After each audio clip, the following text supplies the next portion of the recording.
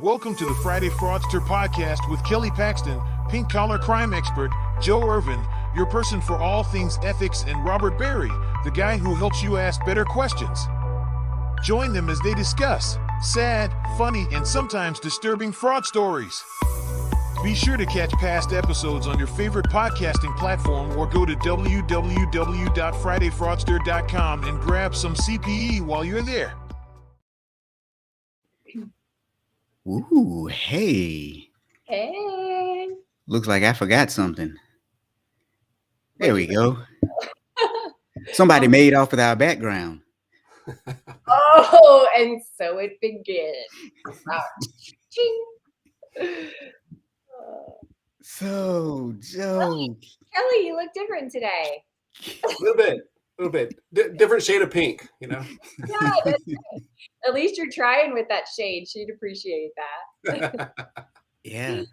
All right. So, look, let's just dive right into it. Look, Bernie Madoff. I watched the documentary again this morning, actually. That's just how serious I take this. I'm really sad after watching it again. I mean, we try to keep the show lighthearted, but this was amazing. This was I really liked the way they did this one. Yeah. So if people don't know what the heck we're talking about, it's called The Monster of Wall Street. It's new on Netflix. It dropped, January 5th or something, I think. Yeah. With just 4 episodes. They're all about an hour long.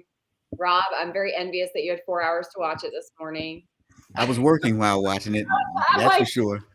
Working. I've done a school drop off. Anyway, just kidding. I did.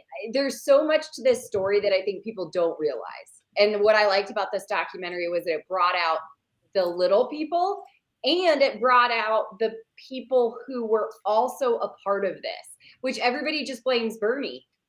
And there was so many. Yes, you guys know how I do ethics. I do it in the big me's of the world, which is the Bernie Madoffs of the world.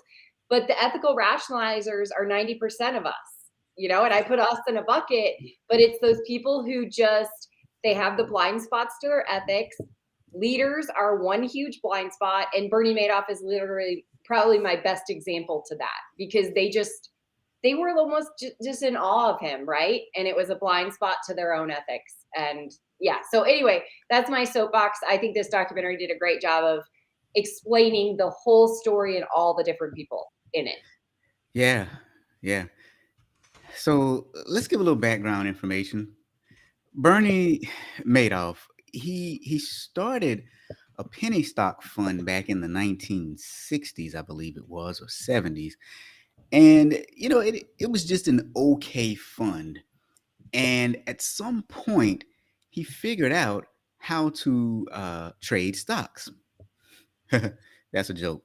He figured out how to manipulate people. He figured out how to get inside the minds of people. So he was married. I think his wife's name was Ruth.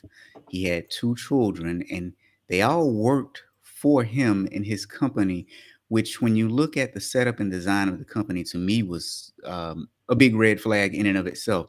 So he was trading securities. And his brother, too. Oh, and his brother. That's right. And his brother.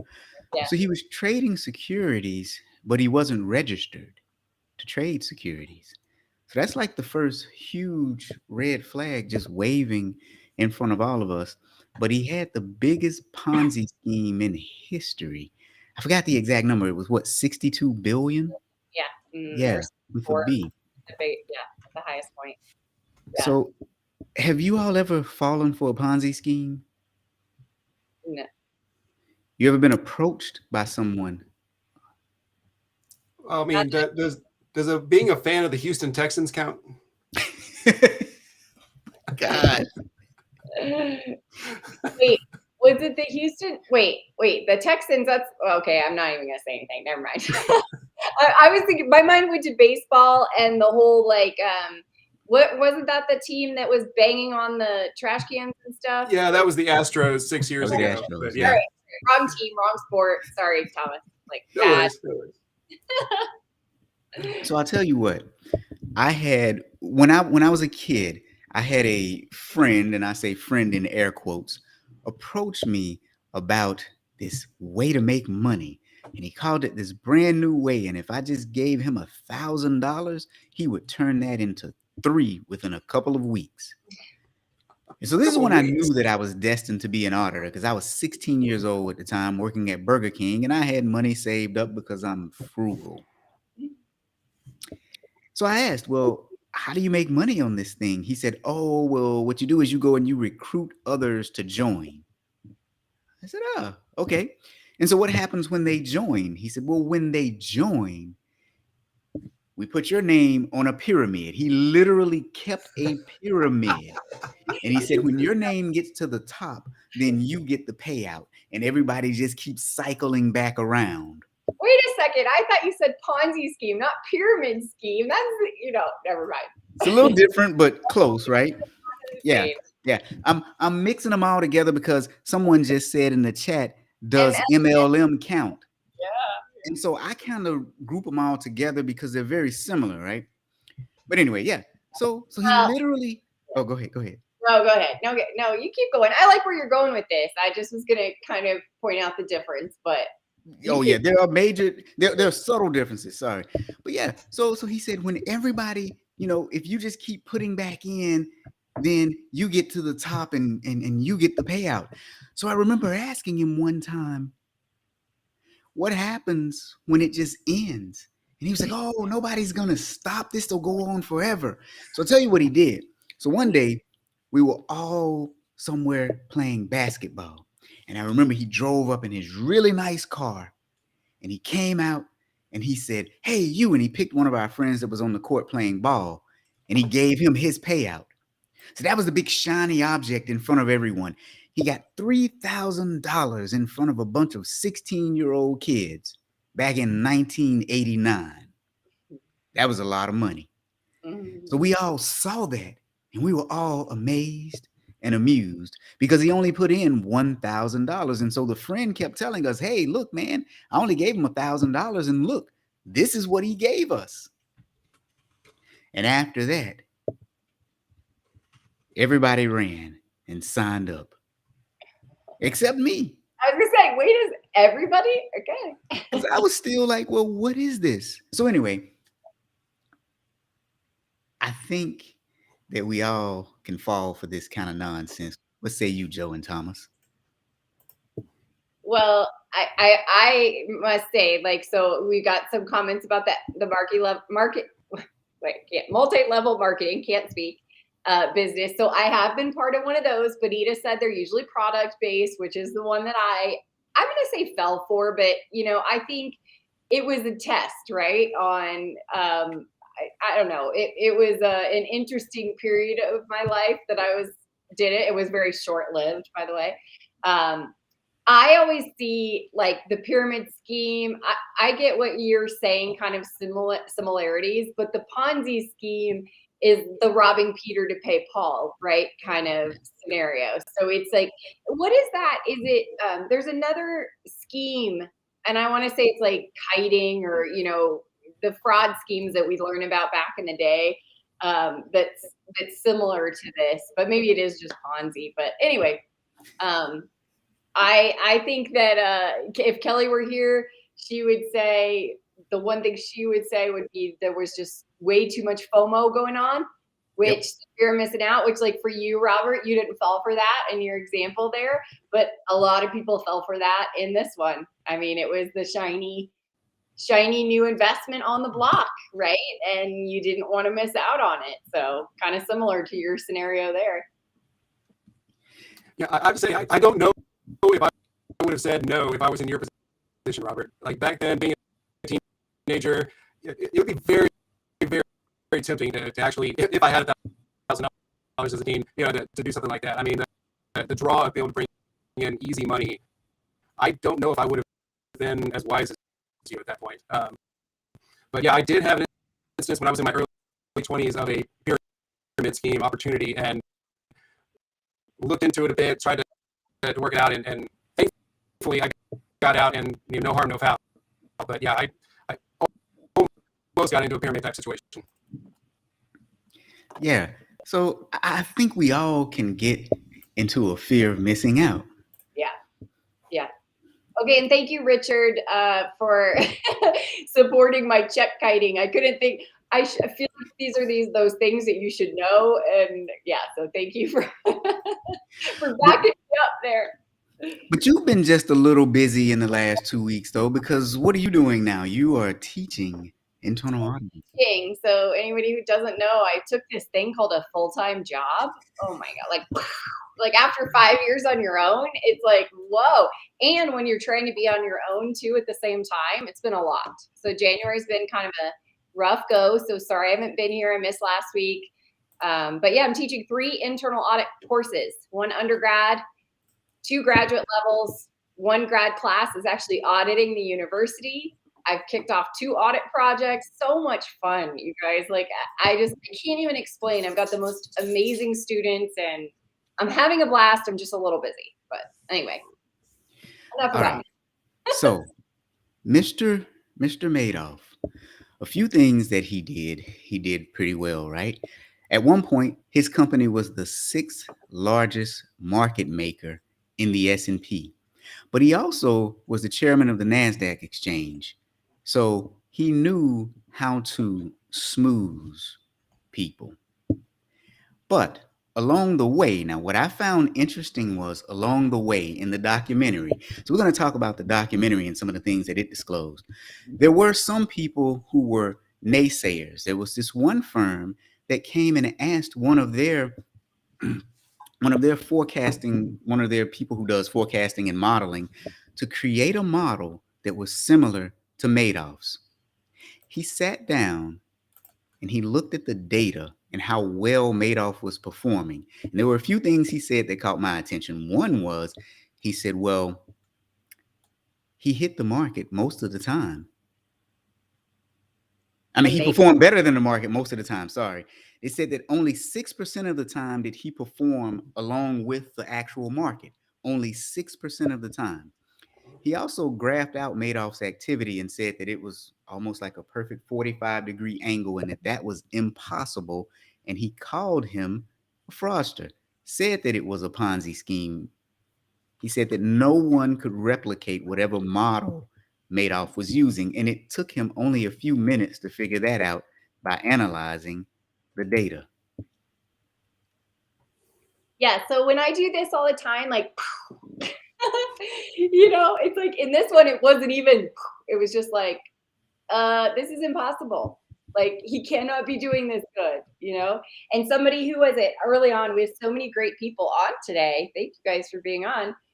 James, let's talk about the epic fail on the sides of everybody involved, right? And he listed his list there, but holy cow. I mean, Harry Markopolos, he was on to all of this early. That's who Robert's talking about. I got his book up here on my shelf. Harry Markopolos is a hero. And I think he is a model. Although he's hated still by people. Like, I mean, that's the sad thing. Yeah. Whistleblowers, right? We know. We talk about that all the time. It's the hardest role to be in. Yeah. So let's talk about the fraud scheme and when things really hit the fan, because James has a really good point. Let's talk about the epic fail on the side of CPAs, attorneys, investment advisors, feeder funds, bank trust companies, the SEC, etc. So several people attempted to warn the SEC. The SEC, they dropped the ball. Well, they sent in a couple of auditors to come and audit Madoff. And, well, what happens when you go in to audit a place? Who do you normally talk to? Yeah. Oh, this is funny. Hey, by the way, can we call them regulators though and not auditors? I mean, let's keep our names clean. Very true. Very true. Because I mean, that's really what they are, though. They're the regulators, right? I know. Just so they sent in the auditors from the SEC, the regulators, and who did they go see? Did they go see like the controller or the CFO or the compliance person like you normally would? I mean, oh no, they went straight to the top. Wait a minute. So you mean Bernie had enough time to entertain two auditors who were actually junior auditors, maybe 1 to 3 years of experience? He did, and you know what? He even went through their stuff when they left the room. At least that's what the documentary said, which kind of cracked me up. Anyway. So you mean these auditors didn't see it as a red flag that the president and CEO of this multi-billion-dollar organization was taking the time to talk to them? Oh no, they were probably like, what did they say? They were like starstruck. Everybody that talks about meeting with Bernie was starstruck, awestruck by him. Yeah, they were starstruck because apparently there were rumors that he might take over the SEC Yeah. and he might be their boss. Mm-hmm. And he outperformed the market and had done so well. Do you think they kind of anticipated that a bit, and maybe they were hoping to schmooze the potential new boss, getting good with them before he actually walked in? Do you think that could have been some bias in there from them? Absolutely, that's bias on the part of the auditors who were sent there to audit the records. Yes. Yeah. Which, we all know we need to be as bias free as possible, right? I just taught this last night in my grad class. It's part of our code of ethics, people. There you go. Now, Joe, speaking of your grad class, are you giving is it an assignment to be watching Friday Fraudster or extra credit or anything like that? It's a good question. It isn't yet. I've got so many assignments, but one that I did do that I think you guys will like, which kind of I got the idea from Friday Fraudster, is I actually gave them a case to pick a scandal. So pick a Friday Fraudster episode, right? And I told them to look at shows like Swindled podcast, American Greed, to kind of get ideas. I should have told them to watch our show though, to Thomas's point. And what I'm having them to do is actually use hindsight, because I said hindsight is 20/20. And if you could go back in time and perform an audit or do a project, tell me the risks, tell me the governance problems, tell me the controls that failed, give me your recommendations that would have prevented it. And so they're kind of using a fraud. And I said, somebody could do Bernie. What would have caught it? Where were all those red flags? So anyway, kind of funny that you say that. Since I'm using my own textbook, somebody asked me what textbook I'm using. So I've got the brand new 5th edition internal audit textbook, but you guys know those are like this big and $300. Yep. I'm using TQA and obviously a lot of my internal audit principles. So I'm trying to point to myself as not the only resource, Thomas, in other words. I'm not doing that. I feel like I'm a little biased, of course. Maybe a little. Speaking of bias, Bob Wessler makes a really good point. He said having bias makes them regulators instead of auditors. So here's what's really interesting though.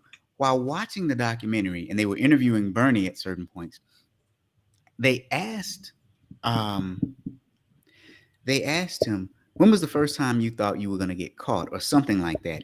And he said that it was the late 90s, early 2000s, because they were close to running out of cash and close to really getting things wrong. But what saved him was September 11th, when the terrorist attacks occurred, because the focus was no longer on necessarily the banking industry. It was on terrorism. Mm-hmm. Yeah, isn't that fascinating? That's why the McDonald's fraud, the Monopoly game fraud, he was sentenced on September 10th, so the day before 9/11, and so nobody really heard about that. I mean, it was maybe in the news a little bit, but after that, nobody cared. I mean, we had so many other things to worry about. So I mean, there was that time in our lives where kind of things got brushed under the rug because of that.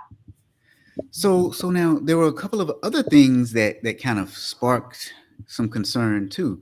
So he was literally making millions and billions of dollars worth of wire transfers within the bank. And so someone brought up the point of, shouldn't that have alerted JP Morgan? Because you have to fill out a suspicious activity report, a SAR, every time there is money exchanging like that. So what happened? And what about the fact that he went into a meeting at the SEC? Bernie Madoff himself went into a meeting and they asked him for his bank account, not his bank account. What is it? The clearing The clearing account. Clearing account. He literally wrote down the right number, and if they had just checked it, they would have seen nothing was going through that clearing account. But why didn't they check it though, Joe? I don't know why. Did they really? They didn't really say. They just said. I mean, they just trusted him. They didn't really say, but I think there were two things. You hit one, trust. But the second thing was perfect timing. Yeah. It was a Friday afternoon. Yep. Okay, yeah. And the banks were going to be closed on Saturday and Sunday. So now he gave them this information on a Friday. He wooed them. Mm-hmm. They loved him. By Monday, they had forgotten about it. Duh.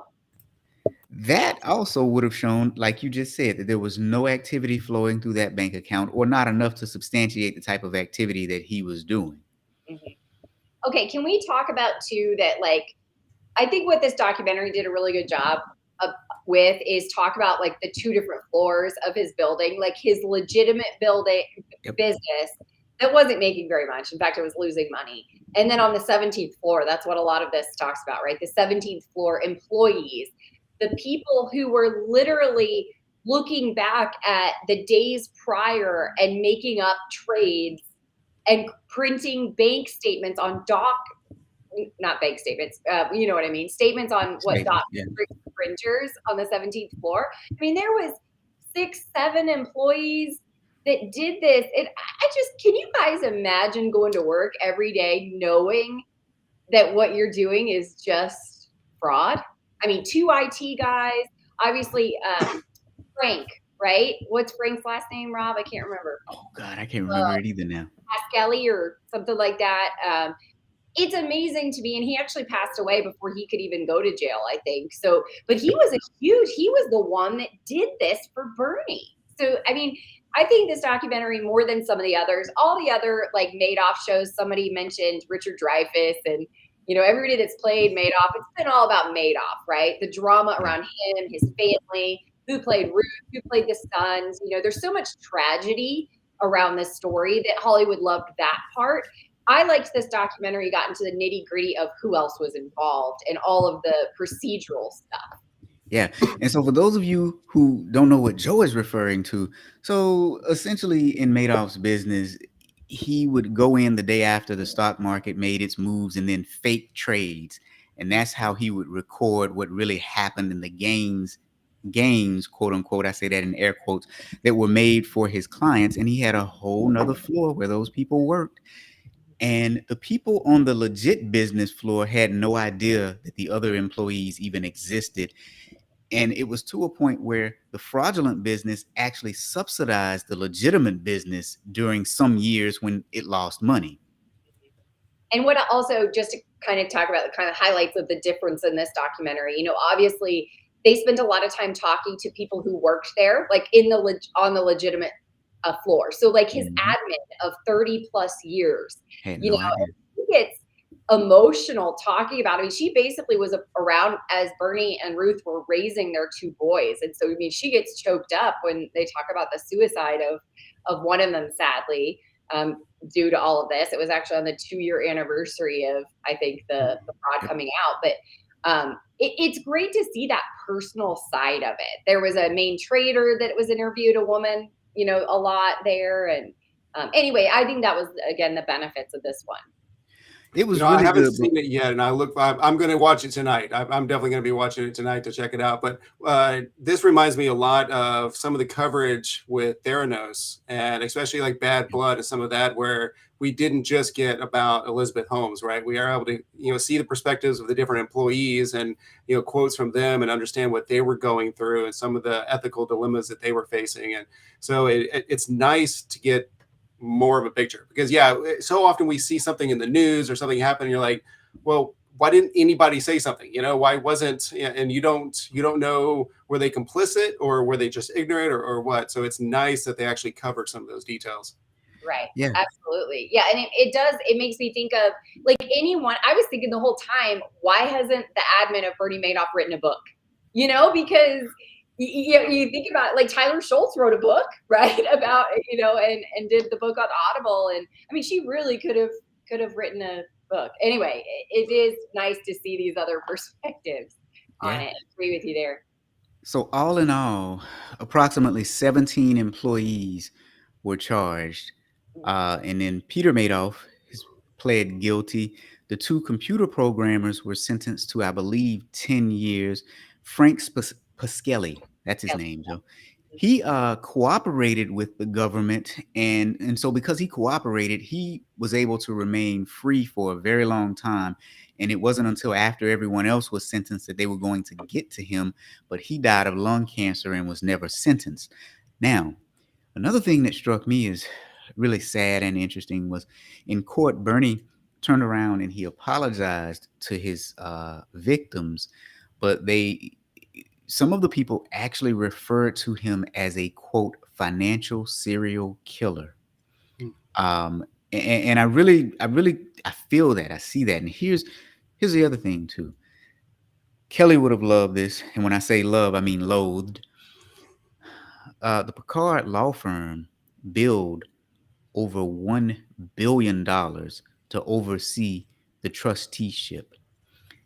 Now, within that, a lot of them began going after some of the victims. So here's what they did. There was a clawback clause. So what they did was they looked at some people who had actually financially benefited from Bernie Madoff over the years, and they did calculations. And people who actually benefited more than they lost, meaning they made a profit, they began to sue those people to get the money back. And they do a great job, the documentary. They interview one particular couple that you guys will really feel for by the end of it. I mean, they are just the most genuine, business owners that invested everything with him, and they ended up having to pay back because they had been with Bernie so long and had actually made out okay. They had, even though they lost everything still, basically, but because they had been able to live off some earnings, fake earnings, they had to pay some back. Yeah, you'll get really involved in them as well. I found the husband's response to be very good, and it made me extremely, extremely sad. So, and I won't give it away, but it was very, he was very humble and he was very polite, and it was also very sad. But here's one thing that you have to wonder about too. So if we deposit money in the bank, it is protected up to $250,000 by the FDIC, right? The Federal Deposit Insurance Corporation. So the question you would ask, surely there's some insurance for investors. Well, there is, and it's called the Securities Investor Protection Corporation, the SIPC. But it's well known that this insurance fund is underfunded. As a matter of fact, firms pay $150, not per customer, not per dollar, but per year in total to be a part of this insurance. Isn't that laughable? Yes. That is laughable. Huge banks. When I heard $150, I was like, you have got to be kidding me. Yeah. Okay, so can we go? So Andrea said it reminds her of The Big Short. And Andrea, I mean, funny enough, The Big Short and what happened in 2008, and that's how Bernie got blown out of the water. So, I mean, the correlation there is that is what, that's the only reason. I mean, people literally say if that hadn't happened, Bernie could have continued until he died. So crazy. Yeah, so that's exactly what happened during the financial crisis of 2008. When everything came crashing down, people wanted their money and essentially did the equivalent of a bank run on Bernie Madoff, right? So he had no money. What did he have? Like $290,000 in the bank or something? And he, at this point, had 60 billion, right? They're saying that he owed people. And by the way, what I love about the documentary are the points in time, how they almost stop it and say, if the SEC had shut Bernie down right now, the losses would have been 6 billion. If they had shut him down now, it would have been 30 billion. If they shut, and it's kind of the Harry Markopolos timeline of all the times he wrote the letters to the SEC, and they do a great job of presenting that. But I like how they say it would have been this year, but it took this. I mean, nobody caught this. The bubble burst. So yeah. So let's talk about Markopolos. This man is a freaking hero. He went to the SEC first and he said, look, this isn't right. And they kind of shooed him away. He spent the next 8 years investigating, putting together documentation. He appeared before Congress, and Yeah. oh, go ahead, Joe. No, I was just going to say, they show a little bit of his testimony in Yes. there. Oh, yeah. You guys have to watch that. I mean, what he says what he was like the most hated guy or something. Like he calls himself something, but his testimony is like black and white. Like there is no softening anything up. It's crazy.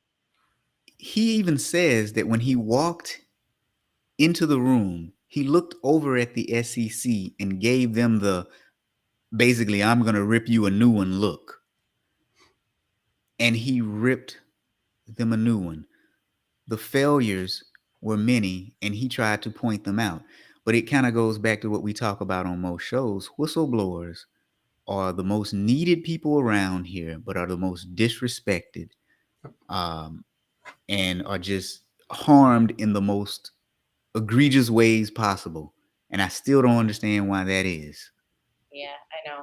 I hope that gets better. I was even talking to my students last night about that, because, we were actually talking about ethics and technology. And I was saying, we all need to follow the EU, right? They seem to do things better first. And one of the things that they've been working on for a couple of years now is the whistleblower policy and stuff over there. So anyway, we were just talking about that and how much better it needs to be here. I've got a client that I'm the outsourced controller for, and they're a publicly traded company, and they dealt with fraud within their organization before I got there. And it's such a small company where you can count the number of employees on one hand. They're so small. And when you're that small and you don't have, the millions or billions in revenue either, being a whistleblower, I mean, that's, life altering, or can be. And yeah, she almost had to go to the SEC to report it, but looking back, she's not even confident she would have done that, because it would have just caused so much personal strife and personal issues. It would have been easier just to walk away and find a new job. And I agree, we need to do something, not just on the big level, but on the smaller companies as well, to help incentivize true whistleblowing and to stop some of this fraud from happening. And there's no easy solution, right? But yeah, it's definitely got to be improved. Yeah, there is no easy solution, but there is a hard solution. Teach people morals and ethics. Teach people not to lie. I mean, that's just, it really boils down to a lot of that. We live in a world of too much gray at this particular point in time. But back to Joe's point about ethics in technology. So, folks, let me talk to you about something. Look, if you follow me on LinkedIn, if you don't, you should. If you don't, you see that I post a lot about artificial intelligence. You see the opening to our show is a lot of AI. The closing is a lot of AI. If you watch my other audit podcast, Audit Bites, you see that there's a lot of artificial intelligence characters that I use, because I think I know auditors need to understand AI because it's driving a lot of what we do. So coming up this Wednesday, I'm having a special edition of Audit Bites, and I'm doing it in conjunction with MindBridge, who has AI technology that helps auditors work better in the workplace. You should tune in because it's going to be extremely informative. You're going to see me forming some additional alliances with people who do artificial intelligence and auditing, because as internal auditors, we don't need to have to understand how to audit the actual models, but we do need to understand the processes around AI, the governance, the how things are done, the approval processes, the ethics, of course, the ethics. So that is why also on Thursday of next week, I want you to join me for an introduction course, Introduction to Auditing Artificial Intelligence. I'm going to drop the link in the chat for you. It's February the 2nd at 10 a.m. Central Standard Time. Now, let me also say this. This course is not free. You're used to getting a lot of free stuff. I do understand that. This is not free. It's a reasonable rate, but what we're going to talk about are the basics of AI. You've seen me do AI art. You've seen me do AI with characters, and you've seen me talk about ChatGPT. Every good auditor should try and experience things before they audit them. This is why I've done this. So Wednesday. By the way, did you know your article or your post on Chat GPT and BuzzFeed was featured by LinkedIn News today? Did not know that. Really? Yep, you're one of like Sweet. 5 features today on LinkedIn News. So congrats, Rob. Sweet. Doing great. So, sorry, go ahead, Joe. No, I just said you're doing great things, bringing all this to the surface. Yeah, I think it's important because when you look at the things that we can do with AI, we're going to see a lot more fraud. And if auditors don't even dream of the possibilities, let's just say, for example, we all use banking software and we call into that number and it tells us to press a number to get our balance, and we continuously press 0 and say operator. Well, there are ways to game those systems. Those are just AI systems. And if we've never looked at those as an auditor, then something is really, really wrong. I want to know, Robert, all the stuff I've read is, I'm in this higher ed space now, right? Which you can appreciate. You've been there. But kids using things like Chat GPT to write papers, right? And this is what now all the professors are worried about. So you got to keep me in the loop on making sure that my kids aren't using it for their case studies and memos. I feel like I'll be able to tell from what I read, but I think I might need to come to your course. Well, did you hear about someone purposely used the AI to, I think it was either write a paper or take a test for an MBA class, and they got the professor knew it was just a test there to see if it would work out, and they got like a B or B minus just using that AI system. So there are a couple of other things too. It has passed, I believe it's Stanford's MBA test, the exit test that you take. Was it Stanford? It was one of the big schools. One of the big schools. I don't think it was Stanford, but yeah. Basically an encyclopedia brain, right? Like, I mean, Right. I don't know. So of course it would. I mean, if it's just basic factual questions. Yeah. However, it failed the CPA exam. Oh. How about that? How about that? That's because of those dang essays. Well, I don't know. I guess that's like, don't you have to write like a whole case on that? You do. But now let's take this back to Madoff though. If they had just listened to the young man who analyzed, it was Wharton. Thank you, Benita. It passed the Wharton MBA exam. Thank you so much, Benita. But if they had just listened to the young man who ran the data, they would have discovered that Madoff was a fraud well before the stuff hit the fan. And this is why AI is so important though, because it can be used to prevent and or detect fraudulent activity.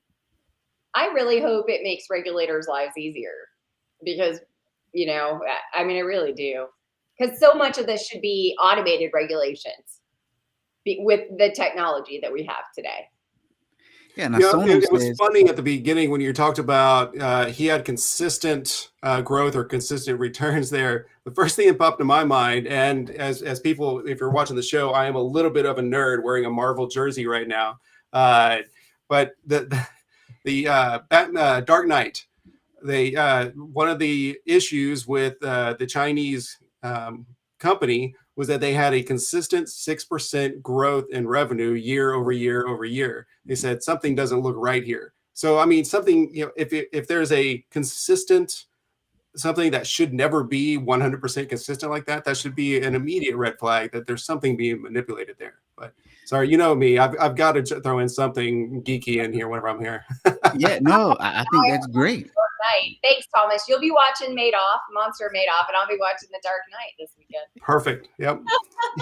I think I need to watch The Dark Knight now because I remember that, but I vaguely remember that.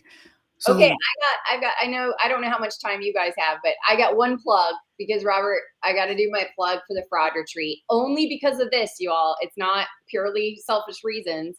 And by the way, I had somebody from Louisiana sign up for the Fraud Retreat last night. Don't know the person, but I am so excited that they just signed up. Awesome. I have not been great at marketing it, so I'm amazed that we're getting so many people. Don't worry, I'll do a commercial for you. Please do. So we have one of the FBI agents coming to the Fraud Retreat that worked the Bernie Madoff case. So that is my plug for come, because if you want somebody who's got actual pictures of things that they uncovered during the case. Paul Roberts is coming. Paul Roberts Jr., he still works for the FBI, so he's coming really on his own time. He had to go through the FBI ethics committee and tell them about the fraud retreat in order to come and speak to us. So kind of cool. I am just glad he's coming, and somebody different that I bet a lot of you haven't heard from. And come, please. August, you got so much time to plan and save and whatever. You better be there. All right, so Joe, Thomas, our audience is, by the way, Thomas. Talking to I you. know. I want to get out there. wait, want? Hello, Denver's so beautiful in August. You are coming. It really is. I mean, Everybody that's watching and listening, Friday Fraudster, if you need outside consulting work, you will help pay for my trip to go to the Friday Fraudster or Friday retreat. All right. You know what I thought you were gonna say. I thought you were gonna say to my wife, if you were watching the Friday Fraudster, please let me go. Oh, it is August 3rd and 4th this year, Anita. It's a Thursday and Friday, so everybody can stay for the beautiful weekend. I even got the hotel rates to go from the 1st through the 6th or 7th, I think. So people can literally stay and enjoy Denver. So yeah, it's cheaper this year than last year. So Oh, is it? So Joe, our audience is helping you out. Bob said you can consult GPT-0 or something called AI writing check. And Sonal says that she's seen it happen at the master's level. At the end of the day, it can be argued that it consolidates research, but she would hope that people wouldn't copy it word for word. So let me say this. I've used a couple of those programs, and I said this before, either on Audit Bites or here last week. I can't remember, but I've used a couple of those AI detection writer checker thingies, and I think that they're hit or miss. And here's why I say that. I took an article from my website that I had written like 7 years ago, and I know I wrote it because there were no AI writers back then. And I put it in one of them, and it said, this could have been written by AI, but we're not really sure, but you're on the line. And I'm like, nope, didn't exist back then. But I've also taken some content directly from some AI writers, and it said, ooh, no, this was a human. But it's been fairly accurate, but there are some things where it's like, but of course the auditor in me had to do that. You could never accuse a student of, I mean, like, that's just, I don't know. For me, it would be hard to accuse somebody based on a tool like that maybe doesn't have accurate results. That would be hard. I don't know. GoFundMe? You can set up a GoFundMe to go to the retreat. That was funny, Benita. That was hilarious. I like that. Can I say one more thing? Because our friend Kelly isn't here, who talks about pink collar crime. We all know, right? Lower level employees, embezzlements, pink collar crime. You've got white collar crime, right? Bernie Madoff types. He's considered a white collar criminal. I've heard people refer to blue collar crime as, like your typical street crime. I don't know whether that's really a thing. But for those of you who don't know the name Frank Perry, he was on Kelly's podcast, Fraudish now is what it's called. He does red collar crime, which is obviously crime that's turned violent, white collar crime that's turned violent. And when I think of Bernie Madoff, I don't think people really equate all of the sad stories to kind of come full circle to Robert started this by saying this story makes him sad. There are more than just his son that committed suicide. I mean, there was another investor, he wasn't an investor. How would you explain the one gentleman he was almost like an investment bank. He invested other people's money in Bernie. And so when he lost all those people's money, right? At the end of the day, and he killed himself as well. And, Bernie's other son died of cancer, a couple years later. So obviously that was different circumstances, but I just feel like it's just interesting to me that this one kind of had a bit of red collar crime in it as well. And what were you laughing about? Oh, Jay's comment. Sorry. I shouldn't have, I wasn't laughing at you. So for anybody listening on the podcast and not watching, we have comments rolling in. I'm not laughing at Joe because this documentary did make me sad. But we had Jay Wagner comment that one of his employees just asked today to go to the iHeart Audit conference because they like me and Joe so much.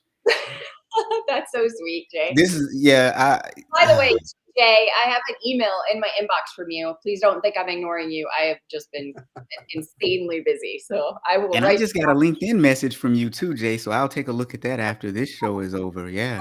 Jay. Thinks he's being ignored. But yeah, I heard Audit. That's early in March, right, Rob? I'm keynoting with Tracy Brown, who's the body language expert. She's doing a keynote. So she's here in Colorado too. So that's going to be a good conference. I like her. I mean, and Joe is great too, but that Robert guy, I don't know what you guys plan on learning from him. He's just Who else is doing it? Is Trent doing it? I don't know. It seems like there's Trent's gonna be there too. And I think Joe's gonna be there. Joe with an E. Joe Horowitz? Yeah, Joe Horowitz. Trent? Awesome. Yeah. Cool. So it has a really good. Oh, Emily says she has on her I Love Audit shirt, which by the way can be found on my website, thatauditguy.com. Yeah, today is just a day for plugging everything. I mean, Robert, I told you I shrunk mine. My audit shirt. I think I need a new one. I'm gonna have to get with you on the side there about that. Either that or I'm gaining weight, you guys. I don't know what's happening. Let's just say that it shrinks. Let's say that. You know what? Okay, so look, so today's been interesting because we talked about Bernie Madoff and how bad that was, the situation, and how AI would have saved it, and how next week I'm actually doing 2 things on artificial intelligence that you need to attend. Have you also heard that there's a shortage in our profession for accountants and auditors? There's people don't want to go to school for it. And you know what? Part of the reasons that they're citing too is the work is so boring. Think about this. You graduate with a degree in accounting and you go and you do work that you know can be automated. Like in your mind, you know that there's a better way to do it, but because firms need to bill, they continuously use antiquated methodologies. Well, honestly, my audit class that I took, I wasn't a fan of auditing either. Now I say that I actually enjoyed the mock auditing that we did and some of the stories and such, but getting down to the specifics behind what we do and what an attribute is, and from a textbook standpoint, and some of that was just so draining on me, and I just wanted to get through it. So I think sometimes we get very technical when it comes to the teaching side. I'm sure Joe doesn't, but some others, they get so technical on it that you don't see what true auditing is, right? It's so easy to get bogged down in it. And actually mentioning that, I want to give a quick congratulations to the professor that I had at Sam Houston State University for auditing, Ronnie Daigle. Professor Daigle actually just won the Southwest Region of the American Accounting Association Best Educator of the Year Award. That was kind of a mouthful, so I had to read it. So congratulations, Professor Daigle. He was a great guy. He was a lot of fun and really tried to make it entertaining, even though the textbook was very, as I said, very difficult to get through. But I think. Was that like an audit and attestation class, like an external audit? Because most universities, that's like their core class, right? And they talk about internal audit for like a day, maybe, but paragraph. It's been a few years since I took that class, but I believe it was actually internal audit. Really? I remember mostly the internal audit side of it. So I don't know if they also touched on the external, but I know that we touched a lot on the internal audit side. Very nice. Cool. I'm gonna look him up. So congratulations. Good shout out. So yeah, all kinds of good stuff happening in our profession. So listen, that means we need to tell people how good it is to work as an auditor. Now, there's one group that I know that is doing something to try and increase our numbers. The National Association of Black Accountants, specifically the Detroit chapter. Well, just watch this and we'll come back. Are you currently a high school student who's wondering what it's like to have a career in accounting or business? The Detroit chapter of the National Association of Black Accountants will be having its 21st Accounting Career Awareness Program. ACAP is a free 1-week summer residency program for high school students. The program provides workshops such as job search strategies, business ethics, and more. Students that apply and are accepted will stay on the beautiful downtown Wayne State University campus for 1 week, all expenses paid. This year, the program will run from Sunday, July 16th through Friday, July 21st. For more information and to apply, visit our website at nabadetroit.org/ACAP.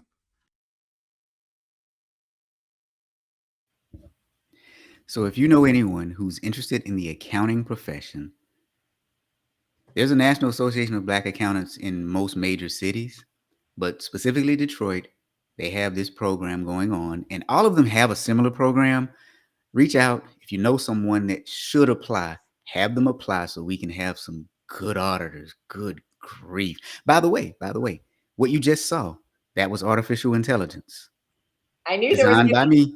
I knew there was gonna be a plug there somewhere. So- I'm waiting for it.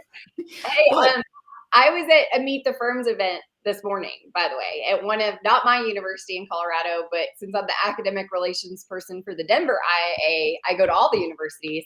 So I was at DU, Denver University, or the University of Denver this morning, and the head of accounting actually came over and she was telling people that she didn't think many students would be there today because the accounting students that are truly wanting to do accounting, they've already accepted jobs. So that's how lacking. I mean, we are lacking the people. I mean, we had 20 firms in the room. I was just there, representing the nonprofit, our association, but they're all looking for people, and we maybe had, I don't know, not enough students there. So anyway, I just wanted to support your point there, like from this morning, real time in Colorado. Yeah. Well, I think we need to make it fun for them and start teaching them things that matter. Teaching them how to use AI, teaching them soft skills that will help them ascend in their career, teaching them ethics so that they can make sound business decisions. I think there's a curriculum shift that has to happen. Yeah, so I like our grad program. Actually, they reached out to all the grad professors and they said, we want to know how you're building ethics into your course. And they really, it's now a requirement in the curriculum committee that you have an ethics day. So I actually did mine with my grad class last night. And I mean, they love it. That's the best part about talking to these students about ethics. And to me, because their minds are blown that people wouldn't stand up and do the right things, or that an audit executive wouldn't audit an area. They're like, why? And it's so funny. I'm like, okay, the real world, right? It's different than us sitting here saying, we wouldn't do that. And so, but it's been, I think, bottom line, I'm agreeing with you. They love it. They have such great insights and comments. And I loved Ethics Day. I would do Ethics Day every day of the week. Every day is an ethics day, though. I mean, there is an ethics day, a global ethics day in October, because I always do a webinar on it. So there is that. Yeah. But anyway, all right. If we also touched on how we're not the police of an organization, right? We also have the opportunity to really advise and help add value, as much as I hate that term, to an organization, and help advise on best business practices and things that we can do to help improve an organization. So yeah, a lot that's never really pushed as much. And I think if you can see that you can really positively impact companies, I think that would also help get more students in too. Yeah. And to answer your question, Thomas, I am not technical. I talk about stuff like that. I believe you. I do believe you. I told my students, I call it real world auditing. We're going to get out there. We're going to talk about what it should be like. Whether it's like this or not is questionable in a lot of places. But anyway, I got to run, you guys. This was a fun episode. Thank you. All right. Bye. We'll wrap it up and take it home. Happy Friday. Happy Friday. So yeah, James says you never know how you will act until you're in that situation. Very true. I do agree with that. And Roger says makes no sense to do accounting without ethics. Yeah. So anyway, Thomas, any closing words, parting words? Closing word, parting words. I look forward to seeing that show on Netflix. I'll definitely make sure I check it out, and I recommend for others too as well, obviously. But also, if you, I've mentioned my controls guidebook a couple of times here on the show. It is actually now available on Amazon. You can get it in paperback and ebook. So that's something exciting that I just did. I'm thinking about writing another one focusing on IT and cybersecurity for small businesses. We'll see we'll see when that happens. It'll happen. We'll see when it happens. But also, not just those in Houston, but I will be sharing it soon. Robert, I haven't told you about this yet, but on Thursday from 12 to 1, I'm going to be on a local radio station here. I think it's 90.1 on your FM dial, but I'll share the link where you can stream it online as well. just talking about fraud and helping small businesses to know how to prevent it and what to look for, and kind of do your own internal audit type work to protect your company. So I look forward to that opportunity, and I'll make sure to share some links online so everybody can hopefully listen in and maybe even call in. Ooh, call in. And call in. Wait, they still do that? No, I'm just kidding. Right? Sometimes I have to watch my tongue. That is awesome. So, episode number 92, he made off with all the money. Nice discussion about Bernie Madoff. If you think that some of your friends would like to hear this, point them to my website, fridayfraudster.com, or go to your favorite podcasting platform. We are on all of them. And here's what I want you to do while you're there. Give us a 5-star review, because I think we're worth it. Don't you? Until next week, see you guys later.